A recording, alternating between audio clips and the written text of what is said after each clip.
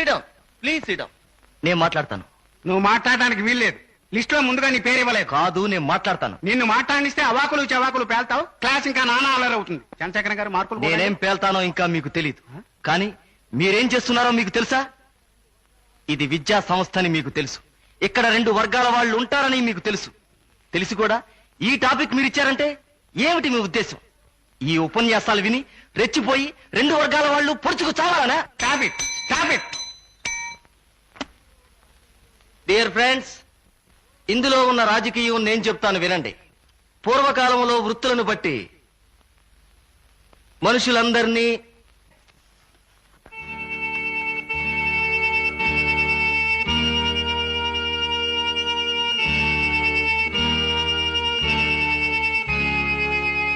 ఇలా 4 కులాలుగా విభజించారు.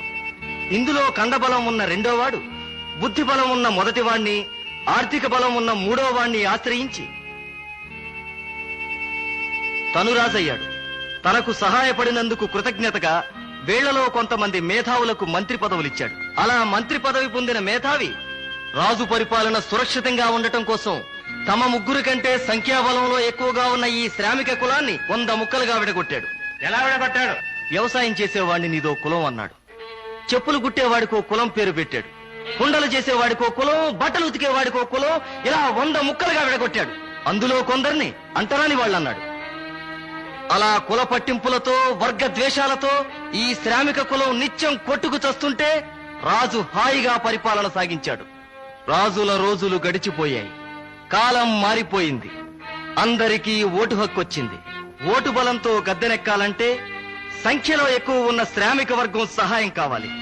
అందుకనే శ్రామికులందరికీ సమాన హక్కులు కల్పిస్తాం, నీచమైన కుల వ్యవస్థను రద్దు చేస్తాం, అంటరానితనాన్ని రూపుమాపుతాం అని వాగ్దానాలు చేసి ఓట్లు సంపాదించి గద్దెనెక్కారు. చేసిన వాగ్దానాలు చెల్లించలేకపోయారు. మళ్లీ మళ్లీ ఓటు అవసరం వచ్చింది. వాగ్దానాలతో తమని నమ్మరని తెలుసుకున్న నాయకులు అసంతృప్తితో ఉన్న అట్టడుగు వర్గాన్ని సంతృప్తి పరచడానికి 4 మెతుకులు విసిరారు. దానికే ముచ్చటగా రిజర్వేషన్ అని పేరు పెట్టారు. ఇది రిజర్వేషన్ల రాజకీయం.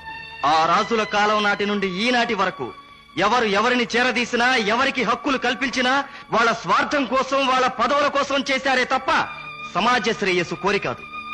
ఈ నిజం తెలుసుకున్న మనం కులం, మతం అనే మూఢ విశ్వాసపు అడ్డుగోడల్ని అధిగమించి ఐకమత్యంతో విప్లవ రాగాన్ని ఆలపించినప్పుడే నవ సమాజ నిర్మాణం జరుగుతుంది.